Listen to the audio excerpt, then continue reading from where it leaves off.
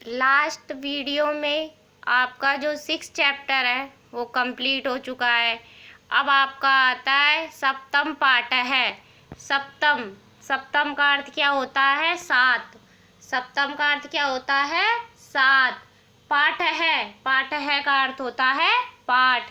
पाठ है का अर्थ क्या होता है? पाठ। इसके बाद देखो आपका चैप्टर का नेम क्या है।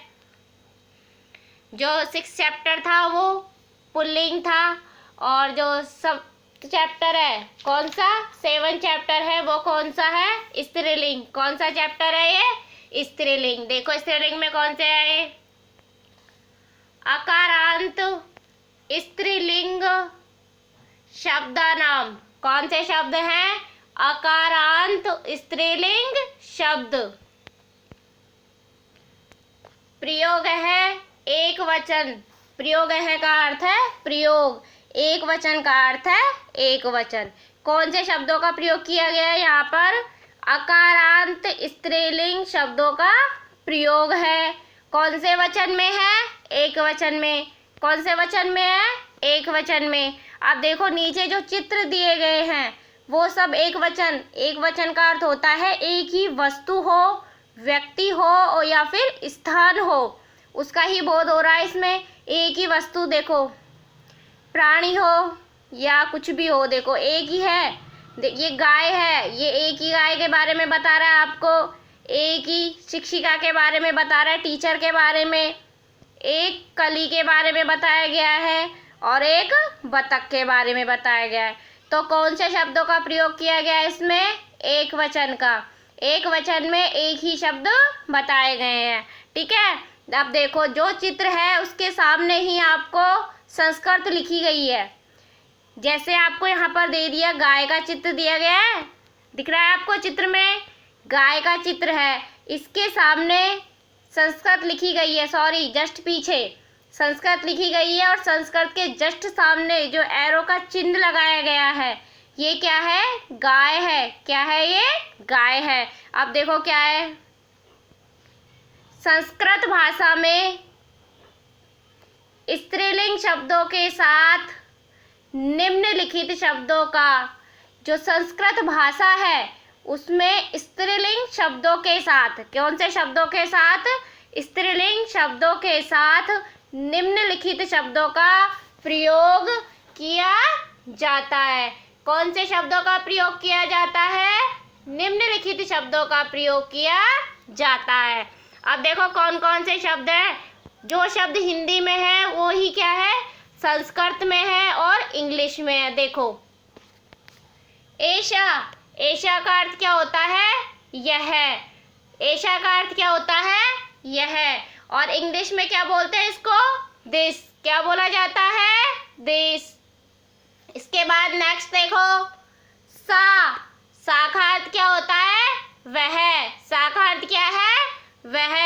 और इंग्लिश में क्या बोला जाता है वह को? दैट। क्या बोला जाता है? दैट। ठीक है। इसके बाद नेक्स्ट देखो, का। का अर्थ क्या होता है? कौन। का अर्थ क्या होता है? कौन। हिंदी में क्या होता है? कौन। और इंग्लिश में क्या बोल लेते हैं इसको? हु। इंग्लिश में क्या बोला जाता है? हु। ठीक है। आपको इसी तरीके से जो नीचे दिए गए शब्द हैं, कौन से शब्द है? स्त्रीलिंग शब्द है ये। ठीक है। अब देखो सा। सा का अर्थ क्या होता है? वह। का अर्थ क्या होता है? कौन। अस्ति। अस्ति का अर्थ है। अस्ति का क्या अर्थ है? तो इस लाइन का अर्थ क्या हुआ? वह कौन है। क्या हुआ? वह कौन है। प्रश्नवाचक चिन्ह लगा रखा है क्योंकि ये प्रश्न पूछ रहा है। क्या कर रहा है? प्रश्न पूछ रहा है कि वह कौन है। अब देखो क्या उत्तर है। सा का अर्थ क्या होता है? वह। धेनु है, धेनु का अर्थ क्या होता है? गाय। अस्ति का अर्थ क्या है? अस्ति का अर्थ है। सा का अर्थ होता है वह। धेनु का अर्थ होता है गाय।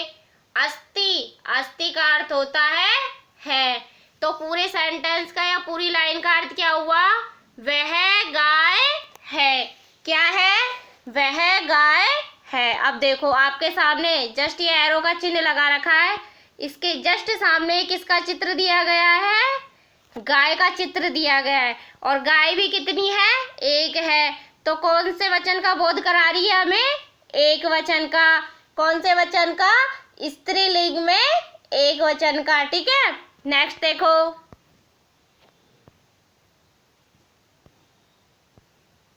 अब देखो ये क्या है? चिड़िया। क्या है ये? चिड़िया।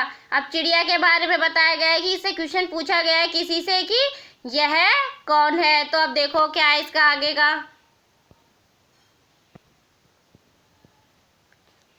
ऐशा। ऐशा का अर्थ क्या होता है? यह। का अर्थ क्या होता है? कौन।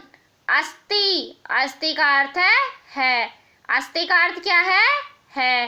तो इस लाइन का अर्थ क्या हुआ? यह कौन है।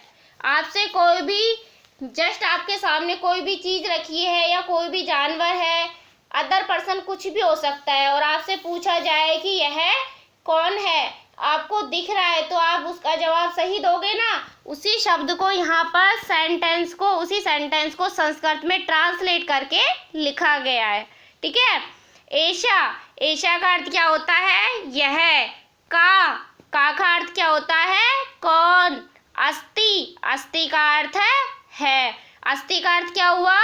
है। तो इस सेंटेंस के यानी कि इस लाइन का अर्थ क्या हुआ? यह कौन है। यह कौन है। नेक्स्ट लाइन देखो। ऐशा। ऐशा का अर्थ होता है यह। सारिका। सारिका का अर्थ क्या होता है?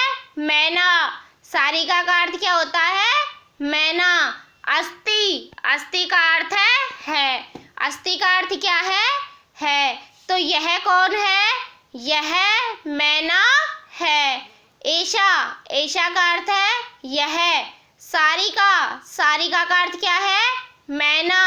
अस्ति। अस्ति का अर्थ है। इस लाइन का अर्थ क्या हुआ? यह मैना है। क्या है? यह मैना है। अब देखो आपको मैना दिख रही है ना जस्ट सामने। क्या है? मैना। ये एरो का चिन्ह लगा रखा है और ये क्या है? मैना। लग तो कैसा पक्षी रहा है? चिड़िया के जैसा, लेकिन कौन सा पक्षी है ये? मैना है। ठीक है, नेक्स्ट देखो।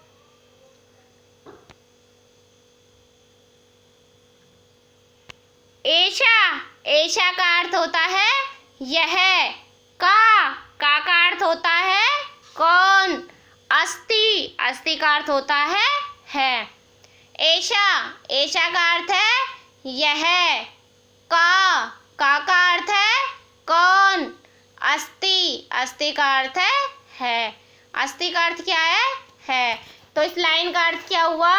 यह कौन है। क्या हुआ? यह कौन है। ठीक है, नेक्स्ट देखो नीचे से। ऐशा। ऐशा का अर्थ होता है यह। शिक्षिका। शिक्षिका का अर्थ होता है अध्यापिका। शिक्षिका का अर्थ क्या होता है? अध्यापिका।